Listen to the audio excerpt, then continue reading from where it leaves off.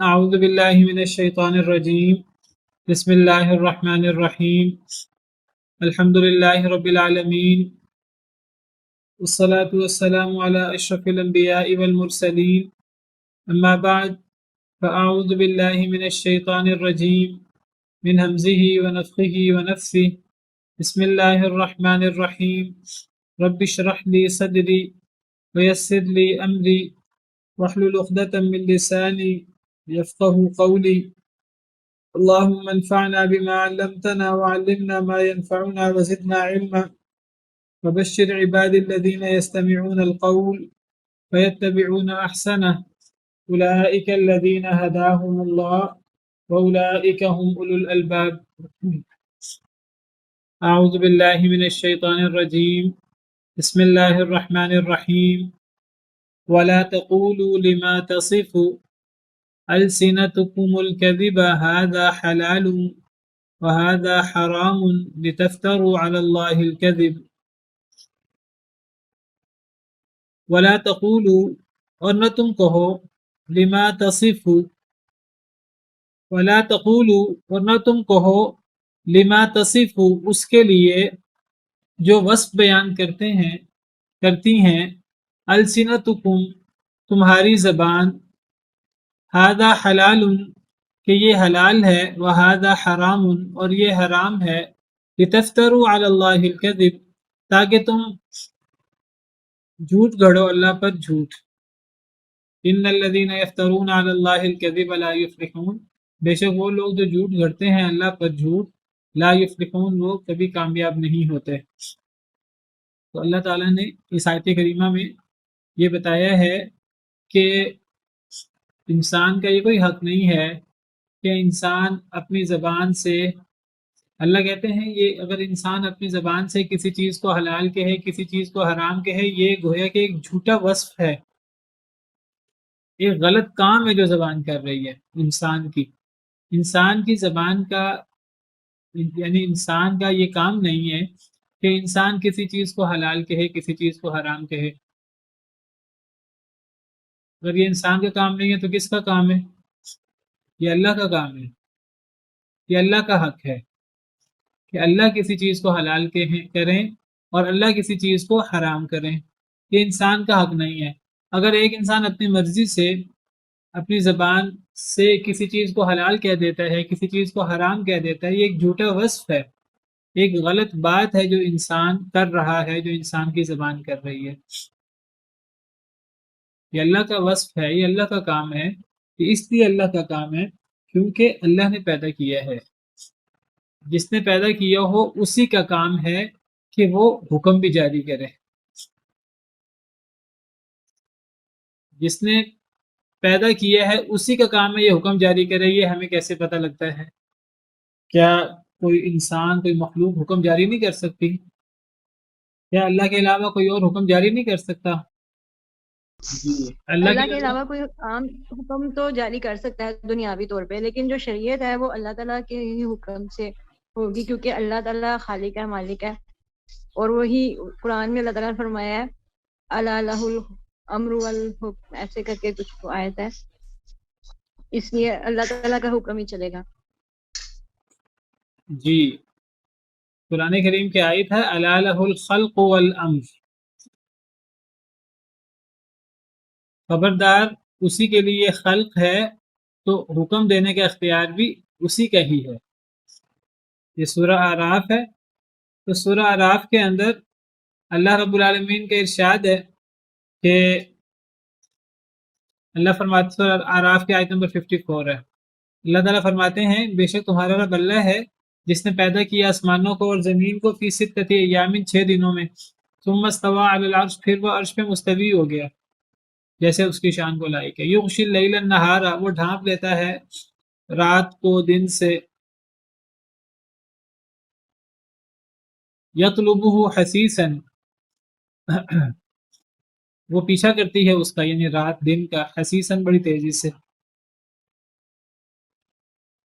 والشمس والقمر اور سورج کو بھی اور چاند کو بھی، یعنی سورج اور چاند کو بھی اللہ نے پیدا کیا ہے، والنجوم مسخرات بامرہ اور ستاروں کو بھی وہ مسخر کیے گئے ہیں اللہ کے حکم سے۔ تو اللہ تعالیٰ نے اپنی شان اور اپنی عظمت بیان کی ہے کہ تمہارا رب اللہ ہے، وہ اللہ آسمان و زمین کا بھی خالق ہے، عرش کو بھی اسی نے پیدا کیا ہے، عرش کا بھی وہی رب ہے، وہ عرش پہ مستوی ہے جیسے اس کی شان کو لائق ہے، رات اور دن کو بھی اسی نے پیدا کیا ہے، اور رات دن کو ڈھانپ لیتی ہے، رات دن کے پیچھے لگتی ہے اور پھر دن کے بعد رات آ جاتی ہے، سورج اور چاند کو بھی اللہ نے پیدا کیا ہے، ستارے بھی اللہ کے حکم سے مسخر ہیں۔ تو اللہ نے اپنی عظمت، اپنی شان، اپنی تخلیق بیان کی ہے۔ یہ سب کچھ بیان کر کے، اپنی عظمت بیان کر کے اللہ فرماتے ہیں الا لہ الخلق والامر، خبردار اسی کے لیے خلق ہے تو اسی کے لیے امر ہے۔ تو پتہ لگا کہ فیصلہ کرنے کا اختیار، حکم کرنے کا اختیار اسی کے پاس ہے جس نے پیدا کیا ہے۔ پھر اللہ اپنی عظمت بیان فرماتے ہیں تبارک اللہ رب العالمین، بہت بابرکت ہے اللہ جو رب ہے جہان والوں کا۔ تو اس سے پتہ لگتا ہے کہ جس نے تخلیق کیا ہو، جس نے پیدا کیا ہو، جس نے سارا سسٹم بنایا ہو، کائنات کو اس نے پیدا کیا، انسان کو اس نے پیدا کیا، دیگر مخلوقات کو اس نے پیدا کیا، اسی اللہ کے پاس یہ اختیار ہے کہ وہ اللہ انسان کو بتائے کہ انسان کی زندگی کا مقصد کیا ہے۔ وہی اللہ کا کام ہے وہ انسان کو بتائے کہ انسان نے کیا چیزوں کو بجا لانا ہے اور کن چیزوں سے انسان نے رکنا ہے۔ حکم دینے کا اختیار اللہ کے پاس ہے، شریعت اللہ کی طرف سے ہوگی، زندگی کیسے گزارنی ہے اللہ بتائیں گے، کسی اور کا یہ اختیار نہیں۔ ہاں باقی اللہ تعالیٰ اپنے نبی بھیجیں اور اللہ فرمائے کہ یہ نبی ہے، ان کا حکم مانو، ان کو میں نے مبعوث کیا ہے، ان کا حکم مانو، ان کے حکم پر عمل کرو، اس لیے کہ یہ تمہیں اللہ کا پیغام پہنچائیں گے۔ ان کی اطاعت کرنا اللہ کی اطاعت ہے۔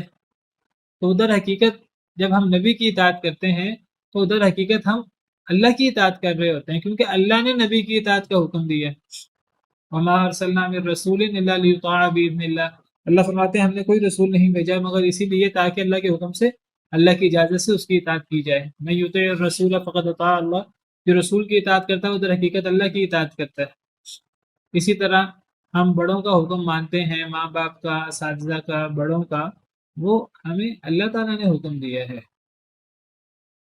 ہاں جہاں کسی کا حکم اللہ اور حکمران ہے، علماء ہے، اللہ نے ہمیں ان کی عزت و احترام کرنے کا حکم دیا ہے، اللہ نے ہمیں ان کی بات ماننے کا حکم دیا ہے۔ نبی صلی اللہ علیہ وسلم نے فرمایا من اطاع امیری فقد اطاعنی ومن اطاعنی فقد اطاع اللہ، جس نے میرے امیر کی اطاعت کی اس نے میری اطاعت کی، اور جس نے میری اطاعت کی اس نے در حقیقت اللہ کی اطاعت کی۔ تو اللہ جس کی اطاعت کا حکم دیں، جس کی بات ماننے کا، اس کی بات بھی مانیں گے، بشرطے کہ اس کی بات اللہ کی اطاعت کے اندر ہو، اللہ کی اطاعت کے دائرے میں ہو۔ اگر دنیا کے کسی بڑے سے بڑے شخص کی رسول کے علاوہ، رسول کی اطاعت غیر مشروط ہے، کسی کی بات اللہ کی بات سے ٹکرا جائے تو اس کی بات کو چھوڑ دیا جائے گا۔ انما الطاعۃ فی المعروف، اطاعت تو صرف معروف چیز میں ہوتی ہے۔ کسی بڑے سے بڑے شخص کی اطاعت، چاہے کوئی بڑا عالم ہی کیوں نہ ہو، چاہے وہ کوئی بڑا ولی کیوں نہ ہو، اس کی اطاعت صرف معروف میں ہوتی ہے، چاہے وہ حکمران کیوں نہ ہو، چاہے وہ کوئی ماں باپ ہی کیوں نہ ہو، اساتذہ ہی کیوں نہ ہو۔ لا طاعۃ لمخلوق فی معصیۃ الخالق، اللہ کی نافرمانی میں مخلوق کی اطاعت نہیں ہو سکتی۔ تو میں نے کہا کہ صرف اللہ کی اطاعت ہے، صرف اللہ کی بات ماننی ہے، صرف اللہ کا حکم ماننا ہے، یا جس کی اطاعت کرنے کا اللہ نے حکم دیا۔ باقی اللہ نے جس کی اطاعت کا حکم دیا، اگر اس کی اطاعت اللہ کی اطاعت سے ٹکرا جائے، معصوم کوئی بھی نہیں ہے انسانوں میں سے، مخلوق امتیوں میں سے، جس کی اطاعت اللہ کی اطاعت سے ٹکرا جائے تو پھر اس کی اطاعت نہیں کی جائے گی، چاہے وہ کتنا بڑا ہی کیوں نہ ہو، سوائے نبی صلی اللہ علیہ وسلم کے۔ نبی صلی اللہ علیہ وسلم کی اطاعت غیر مشروط ہے، اس لیے نبی صلی اللہ علیہ وسلم کی اطاعت غیر مشروط ہے کہ نبی جب بھی دین کی بات کرتے ہیں تو وہ اللہ کی طرف سے کرتے ہیں، اور نبی کی بات اللہ کی بات سے ٹکرا ہی نہیں سکتی۔ نبی جو دین کی بات کرے وہ اللہ کی طرف سے ہوتی ہے، نبی کی بات دین سے نہیں ٹکرا سکتی۔ اگر ہمیں نبی کی بات قرآن سے ٹکراتی لگے، نبی جو دین کے بارے میں بات کریں، اگر ہمیں وہ قرآن سے ٹکراتا لگے تو ہماری عقل کا قصور ہے، کیونکہ نبی کی بات بھی وہی ہے، قرآن بھی وہی ہے، اور وہی میں ٹکراؤ نہیں ہو سکتا۔ یہ ایسے ہی ہے جیسے کوئی کہے قرآن کی فلاں آیت قرآن کی فلاں آیت سے ٹکرا رہی ہے۔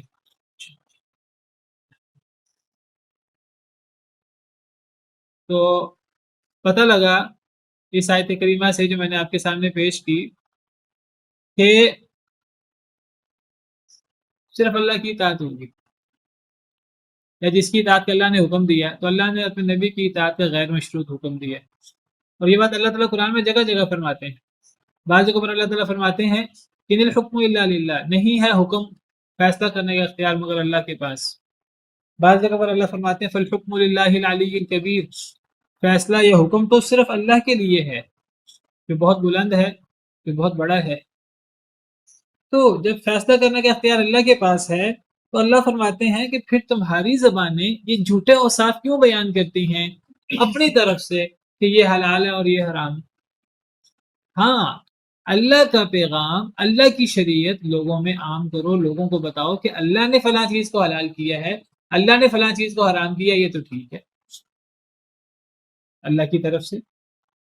اللہ کے نبی بتاتے ہیں اللہ کی طرف سے، پاکیزہ چیزوں کو امت کے لیے حلال کرتے ہیں، خبیث چیزوں کو امت کے لیے حرام کرتے ہیں اللہ کی طرف سے۔ تو اللہ کہتے ہیں نبی کی اطاعت کرو، اور علماء جو نبیوں کے وارث ہوتے ہیں جب وہ قرآن و سنت کی روشنی میں جب وہ امت کو بتاتے ہیں اللہ نے یہ چیز حلال کی، اللہ نے یہ چیز حرام کی، تو اس کی اطاعت کی جائے گی۔ لیکن کوئی اپنی مرضی سے کہے کہ یہ چیز حلال ہے یہ چیز حرام ہے، اپنی طرف سے کہے، تو یہ اس کی زبان جھوٹے اوصاف بیان کر رہی ہے۔ یہ سب سے بڑا جھوٹ ہے، یہ سب سے بڑی غلط بات ہے۔ یہ صرف جھوٹ اور غلط بات نہیں ہے، حالانکہ جھوٹ اور غلط بات یہ بھی بہت بڑا گناہ ہے۔ اللہ فرماتے ہیں لِتَفْتَرُوا عَلَى اللَّهِ الْكَذِبَ، کہ تم جھوٹ گھڑو اللہ پر جھوٹ، یہ اللہ پر جھوٹ ہے، اصل میں یہ اللہ پر افطرا ہے، اور نہ تم کہو اس کے لیے جو وصف بیان کرے تمہاری زبانیں جھوٹا، کہ یہ حلال ہے یہ حرام ہے، کہ تم جھوٹ گھڑو اللہ پر جھوٹ۔ اور پھر اللہ فرماتے ہیں کہ اللہ پر جھوٹ ہے اصل میں اگر تم اپنی مرضی سے کسی چیز کو حلال حرام کر دو۔ اللہ فرماتے ہیں ان الذین یفترون علی اللہ الکذب لا یفلحون، بے شک وہ لوگ جو جھوٹ گھڑتے ہیں اللہ پر جھوٹ، وہ کبھی کامیاب نہیں ہو سکتے۔ ہم کہیں گے جی موسیقی کیوں حرام ہے، وہ تو حلال ہونی چاہیے، وہ تو روح کی غذا ہے، ہمیں تو اچھی لگتی ہے، وہ حلال ہونی چاہیے۔ یہ فلاں چیز کیوں حرام کی گئی ہے، یہ جوا کیوں حرام کیا گیا ہے، اس میں تو فلاں فائدہ ہے، یہ شراب کیوں حرام کی گئی ہے، اس میں تو فلاں فائدہ ہے، یا فلاں چیز کیوں حلال ہے، وہ تو حرام ہونی چاہیے، فلاں حکم اللہ نے کیوں دیا، وہ حکم تو اس طرح نہیں اس طرح ہونا چاہیے، فلاں سزا تو بڑی سخت ہے، اتنی سخت سزا نہیں ہونی چاہیے، اسلام کی سزائیں تو وحشیانہ ہیں، فلاں جگہ تو بڑی نرمی ہے، بڑی آسائش ہے دین میں، مردوں کے لیے تو بڑی آسانیاں ہیں دین میں، عورتوں کے لیے پابندیاں ہیں، یا اس قسم کی جو ہم ساری باتیں کرتے ہیں یہ سارا اللہ پہ جھوٹ ہو جاتا ہے، اللہ کی باتوں پر اعتراض ہو جاتا ہے۔ میں ذکر کر رہا تھا کہ یہ اپنی طرف سے کسی چیز کو حلال قرار دینا، حرام قرار دینا، یہ اللہ پہ جھوٹ ہے، اور جو اللہ پہ جھوٹ باندھے وہ کبھی کامیاب نہیں ہوگا۔ سوال یہ ہے کہ اپنی طرف سے کسی چیز کو حلال قرار دینا، کسی چیز کو حرام قرار دینا اللہ پر جھوٹ کیسے ہے؟ افتراء علی اللہ کیسے ہے؟ افتراء علی اللہ تو یہ ہوتا ہے کہ ہم کہیں کہ اللہ نے یہ فرمایا، اللہ نے تو یہ نہ فرمایا ہو، اللہ پہ جھوٹ کیسے ہے؟ اصل میں یہ بات کس ضمن میں ہو رہی ہے؟ میں نے کل ذکر کیا تھا، کل جو ہم نے آیت کریمہ پڑھی تھی کہ اللہ نے صرف یہ 4 چیزیں حرام کی ہیں، اصل میں وہاں مقصود یہ نہیں بتانا کہ کل چیزیں کتنی حلال ہیں کل چیزیں کتنی حرام ہیں، وہاں اصل مقصود وہ جو مشرکین مکہ نے بحیرہ صاحبہ وسیلہ حام کچھ حلال جانوروں کو حرام کیا ہوا تھا، جی فلاں جانور جب اس کیفیت پہ پہنچتا ہے اس کے اتنے بچے ہو جاتے ہیں، ایک مادہ اونٹنے کے بعد دوسری مادہ اونٹنی پیدا ہوتی ہے، وسیلہ ہو جاتا ہے تو پھر وہ حرام ہو جاتا ہے، پھر اس کو ذبح نہیں کیا جا سکتا، پھر اس پہ سواری نہیں کی جا سکتی، فلاں جانور اس صورت میں سائبہ بن جاتا ہے، فلاں جانور اس صورت میں بحیرہ بن جاتا ہے، فلاں جانور اس صورت میں حام بن جاتا ہے. تو اب اس کے لیے یہ پابندی یہ تفصیلات اللہ نے تو بیان نہیں کی. تو اللہ تعالیٰ اصل میں اس ضمن میں فرما رہے ہیں کہ اللہ نے تو یہ بحیرہ سائبہ وسیلہ حام کہہ کر جانوروں کو حرام نہیں کیا. اللہ نے تو مردار کو حرام کیا، اللہ نے تو خون کو حرام کیا، اللہ نے خنزیر کے گوشت کو حرام کیا، اور اللہ نے تو وہ جانور جو غیر اللہ کے نام ذبح کیے جائیں، اللہ نے ان کو جن کا غیر اللہ کا نام بلند کیا جائے، اللہ نے انہیں حرام کیا. اور پھر اگلی آیت میں اللہ تعالیٰ فرما رہے ہیں یہ جو تم اپنی زبانوں کے اوصاف بیان کر کے کسی چیز کو حلال حرام کہہ دو، یہ اللہ پہ جھوٹ ہے. یہ کیسے اللہ پہ جھوٹ ہے؟ یہ اللہ پہ جھوٹ ایسے ہے کہ جب کوئی شخص کہتا ہے کہ یہ حرام ہے، چاہے وہ یہ نہ کہے کہ اللہ نے حرام کیا ہے. کسی چیز کو حرام کہنا یہ اصل میں دین ہے، کسی چیز کو حلال کہنا یہ اصل میں دین ہے، دین کی بات ہے. کوئی شخص اللہ کا نام لے یا نہ لے، وہ کہے کہ موسیقی حلال ہے، بالفرض ایک بندہ کہتا ہے موسیقی حلال ہے، آپ جب کہتے ہیں موسیقی حلال ہے آپ دین بیان کر رہے ہیں. یہ کوئی دنیا کی بات تو نہیں ہے، یہ تو آپ حلال حرام تو دین کا مسئلہ ہے. دنیا کی بات بھی اصل میں دین دنیا کی تو ہم نے تقسیم بنا رکھی ہے. اللہ نے جن جن چیزوں کا حکم دیا ہے، جو اللہ نے بیان کیا ہے، ہمیں اس پر عمل کرنا ہے. ایک بندہ جب اپنی مرضی سے کسی چیز کو حلال کر دیتا ہے، کسی چیز کو حرام کر دیتا ہے، در حقیقت وہ دین بیان کر رہا ہے، چاہے وہ دین کا نام لے یا نہ لے. در حقیقت وہ اللہ کی طرف ایک بات منسوب کر رہا ہے، وہ اللہ کا نام لے یا نہ لے. جب اللہ نے وہ چیز بیان ہی نہیں کی اس انداز سے جس انداز سے یہ بیان کر رہا ہے، تو یہ جھوٹ ہے اللہ پر، یہ اللہ پر افطرا ہے. اپنی طرف سے کسی چیز کو حلال حرام کہنا، سود کو حلال قرار دینا، سود کی فلاں صورت حلال ہے. بعض لوگ ہیلے کے طور پہ سود کے کئی صورتوں کو حلال کر دیتے ہیں، بعض لوگ ہیلا کر کے کئی زکوٰۃ کئی صدقہ جو ہمیں دینا ہوتا ہے وہ ہیلا کر کے اسے جان چھڑا لیتے ہیں بعض لوگ. تو یہ سب چیزیں اللہ پہ جھوٹ بن جاتی ہیں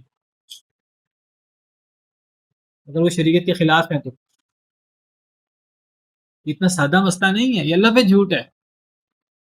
دین کے اندر بدعات کا اضافہ کر لینا، نت نئی چیزوں کا اضافہ کر لینا، رہبانیت کو اپنے اوپر لازم کر لینا، ترک دنیا کو اپنے اوپر لازم کر لینا اس انداز سے جس انداز سے اللہ نے نہیں حکم دیا، اللہ پہ جھوٹ ہے. دودھ کو اپنے اوپر، اللہ کی آسائشوں کو اپنے اوپر حرام کر لینا، یہ سب اللہ پہ افتراء ہے. جب اللہ نے نہیں حرام کیا تو ہم کیسے حرام کر سکتے ہیں؟ قل من اللہ تعالیٰ شکوہ کرتے ہیں، اللہ تعالیٰ ناراض ہوتے ہیں. قل من حرم زینت اللہ التي اخرج لعباده والطیبات من الرزق.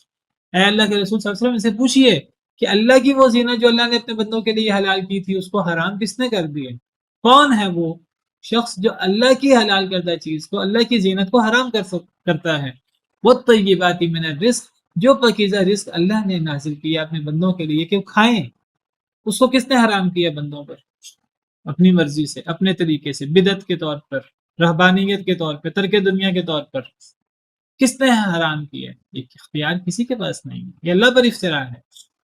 مشرکین مکہ کیا کرتے تھے؟ جی طواف کرتے ہوئے کپڑے نہیں پہننے. اللہ نے تمہیں زینت دی ہے کپڑوں کی، اللہ نے تمہارے لیے لباس نازل کیا ہے. یا بنی آدم قد انزلنا علیکم لباسا یواری سواتکم وریشا. اے بنی آدم، تحقیق اللہ نے تمہارے لیے لباس اتارا ہے جو تمہاری شرمگاہیں بھی چھپاتا ہے اور جو خوبصورتی کا باعث بھی ہے، آرائش کا باعث بھی ہے. اللہ نے یہ ہمارے لیے زینت نازل کی ہے. کوئی بندہ کہ جی مجھے لباس نہیں پہننا، کیوں نہیں پہننا؟ کوئی بندہ کہ جی یہ تو بڑی نیکی ہے، یہ تو مجذوبیت ہے، یہ تو ترک دنیا ہے. یہ افتراء علی اللہ ہے. یہ ننگ دھڑنگ پھیر رہے ہوتے ہیں ملنگ، یہ کیا ہے؟ یہ کوئی دین نہیں، یہ اللہ پر افتراء ہے. یہ ننگ دھڑنگ خانہ کعبہ کا طواف اللہ پر افتراء ہے. تو جو اللہ پر افتراء کرتے ہیں کبھی کامیاب نہیں ہو سکتے. اللہ پر افتراء بہت بڑا جرم ہے، شرک کے برابر جرم ہے. ومن اظلم ممن افترى على الله كذبا. اس سے بڑا ظالم کون ہے جو اللہ پہ جھوٹ باندھے؟ متاع قلیل. اللہ فرماتے ہیں جو ایسے لوگ ہیں یہ جو اپنی طرف سے چیزوں کو حلال کر دیتے ہیں، چیزوں کو حرام کر دیتے ہیں، دین بنا لیتے ہیں، دین گھڑ لیتے ہیں اپنی طرف سے، دین کے اندر کمی و بیشیاں اپنی طرف سے کر لیتے ہیں، اللہ فرماتے ہیں پیچھے دنیاوی مفادات ہوتے ہیں، پیٹ لگا ہوا ہے ساتھ، تو دنیاوی مفادات کے پیچھے، تو اللہ فرماتے ہیں کہ کتنا تھوڑا فائدہ یہ اٹھاتے ہیں، متاع قلیل، بہت تھوڑا فائدہ ہے، وہ جس دنیا کے فائدے کے پیچھے یہ سارا کام کرتے ہیں، وہ دنیا کا فائدہ کتنا تھوڑا ہے، وَلَهُمْ عَذَابٌ عَلِيمٌ، اور ان کے لیے دردناک عذاب ہے۔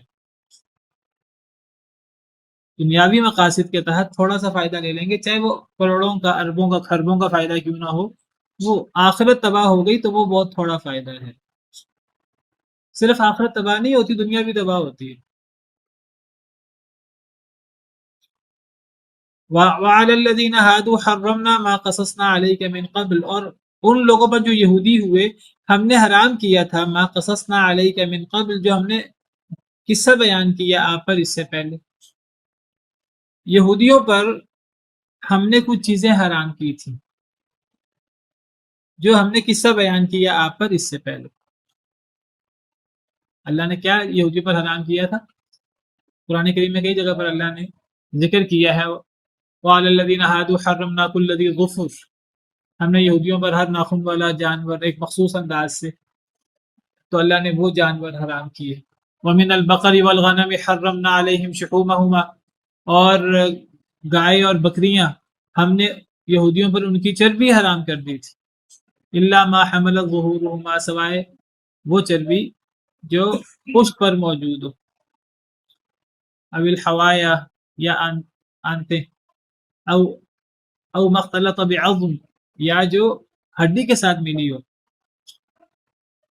ذالک جزیناہم ببغیہم، اللہ فرماتے ہیں یہ چیزیں اصلاً ان پہ حرام نہیں تھیں، یہ چیزیں اصلاً حلال تھیں، ہم نے یہ چیزیں ان پر کیوں حرام کی، یہ چیزیں ہم نے، اللہ فرماتے ہیں ان پر سزا کے طور پہ ہم نے یہ چیزیں حرام کی تھیں، ذالک جزیناہم ببغیہم، ہم نے یہ انہیں بدلہ دیا تھا ان کی بغاوت کا، وَإِنَّا لَصَادِقُونَ، بے شک ہم سچے ہیں اس بات میں کہ یہ چیزیں حرام نہیں تھیں ان پر۔ تو اللہ تعالیٰ فرماتے ہیں کہ اپنی طرف سے چیزوں کو حلال حرام نہ کرو، جو لوگ ظلم زیادتی کرتے ہیں پھر اللہ انہیں سزا دیتے ہیں، جس طرح اللہ نے یہودیوں پر کچھ چیزیں حرام کر دی تھیں جو اللہ نے قصہ بیان کیا آپ پر اس سے پہلے، قرآن میں اللہ نے کئی جگہوں پر یہ واقعہ ذکر کیا ہے۔ ایک جگہ اللہ فرماتے ہیں فَبِمَا نَقْضِهِمْ فَبِظُلْمٍ مِّنَ الَّذِينَ هَادُوا حَرَّمْنَا عَلَيْهِمْ طَيِّبَاتٍ أُحِلَّتْ لَهُمْ، یہودیوں کے ظلم کی وجہ سے ہم نے ان پر بعض وہ چیزیں حرام کر دی تھی جو ان کے لیے حلال کی گئی تھی،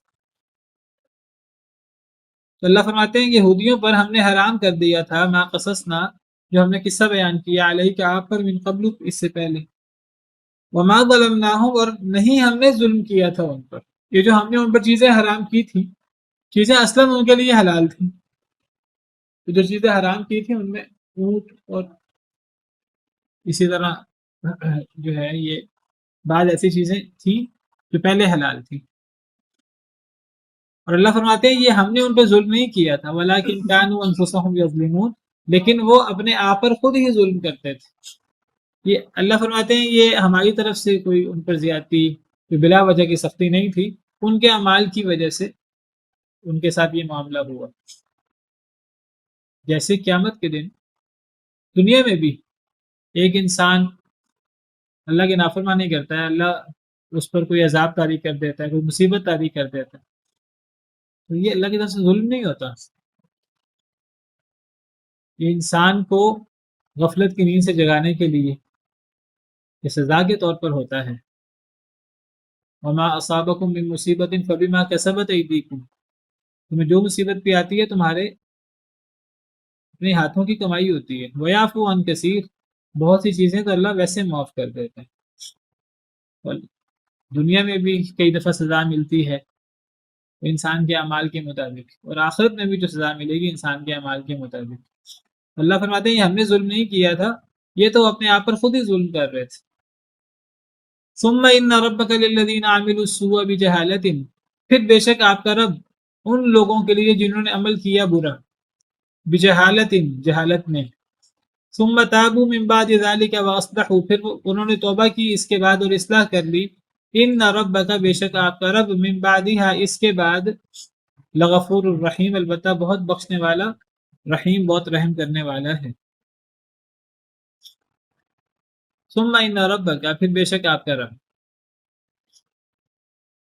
اصل میں ثم ان ربک اور پھر آگے ان ربک دوبارہ تکرار کے ساتھ آیا. اصل میں ثم ان ربک اور آگے ان ربک، اصل میں اصل جملہ اس طرح ہے، ثم ان ربک من بعدها لغفور الرحیم، بے شک آپ کا رب ان کے بعد البتہ بہت بخشنے والا، بہت رحم کرنے والا ہے. کن لوگوں کو؟ کس کے بعد؟ ان لوگوں کو جنہوں نے برا کام کیا جہالت میں. ان لوگوں کو بے شک آپ کا رب بہت معاف کرنے والا ہے، بہت رحم کرنے والا ہے. لیکن کب؟ من بعدها، اس کے بعد. کس کے بعد؟ من بعد ذالک، ثم تابوا من بعد ذالک، توبہ کرنے کے بعد. اگر وہ توبہ کر لیں اس کے بعد، صرف توبہ نہیں، وہ اصلحوا، اور اصلاح بھی کر لیں. تو آیت کریمہ کا مطلب کیا بنا؟ آیت کریمہ کا مطلب تھوڑا سا تقدیم و تاخیر سی ہے اس آیت کریمہ میں. اگر اس کو سمجھنا ہے تو اس کو ذرا تھوڑا سا غور کر کے سمجھنا ہوگا. ثم ان ربک، بے شک آپ کا رب، ان ربک، بے شک آپ کا رب، خبر آنی چاہیے آگے. وہ خبر کیا ہے؟ وہ خبر آیت کے آخر میں، ان ربک من بعدها لغفور الرحیم. دوبارہ بے شک آپ کا رب، ان کے بعد. کن کے بعد؟ وہ دو کام ہے، توبہ اور اصلاح. ابھی آگے آتے ہیں. کیا ہے خبر؟ کیا ہے؟ بے شک آپ کا رب البتہ بہت بخشنے والا، رحم کرنے والا ہے. تو معنی یہ بنا کہ بے شک آپ کا رب، دوبارہ اللہ نے آیت کے آخر میں فرمایا بے شک آپ کا رب ان کے بعد. کن کے بعد؟ دو کام ہیں، وہ توبہ اور اصلاح. ان کے بعد البتہ بہت معاف کرنے والا، رحم کرنے والا. کن لوگوں کو؟ وہ ہے للذین عملوا السوء بجہالہ، ان لوگوں کو جو برائی کرتے ہیں، گناہ کرتے ہیں جہالت میں. تو آیت کریمہ کا مفہوم یہ بنا کہ جو لوگ بھی جہالت میں برا کام کرتے ہیں، پھر اس کے بعد توبہ اور اصلاح کر لیتے ہیں، تو بے شک آپ کا رب اس توبہ اور اصلاح کے بعد البتہ بہت لوگوں کی اس توبہ اور اصلاح کے بعد آپ کا رب البتہ بہت بخشنے والا، بہت رحم کرنے والا. یعنی اللہ تعالیٰ ان لوگوں کو جو گناہ کر کے، جو جہالت میں گناہ کریں اور پھر اس کے بعد توبہ کر لیں اور اصلاح کر لیں، تو بے شک آپ کا رب اس کے بعد، یعنی توبہ اور اصلاح کے بعد البتہ بہت بخشنے والا، رحم کرنے والا ہے. پہلی بات تو یہ ہے کہ عامل السوء بجہالت، جنہوں نے عمل کیا برائی کا جہالت میں.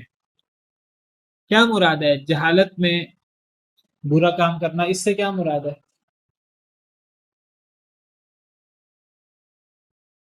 تو پہلے بھی ہم نے آیت کریمہ پڑھی ہوئی ہے اس سے ملتی جلتی 7ویں پارے میں.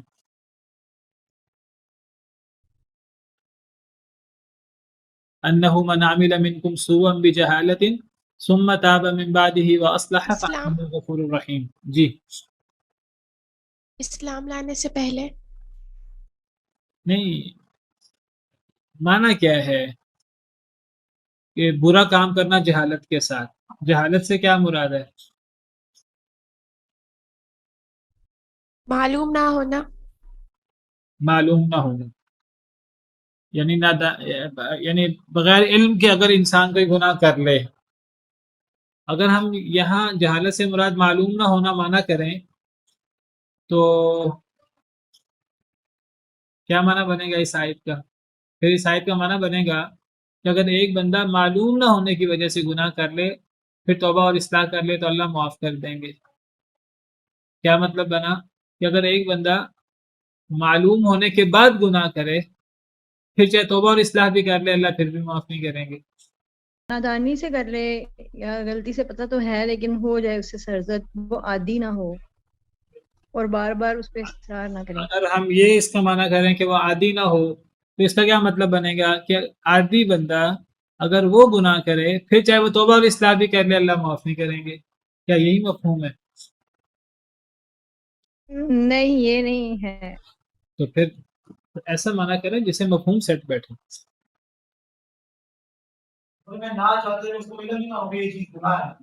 لا علمی میں اگر ایک بندہ لا علمی میں گناہ کر لے پھر تو توبہ اصلاح کرے اللہ معاف کر دیں گے. اگر علم کے بعد ایک بندہ گناہ کرے اور پھر توبہ اصلاح کرے پھر وہ معاف نہیں کریں گے اللہ. تو پھر یہ جہالت کا مطلب یہ نہیں ہے.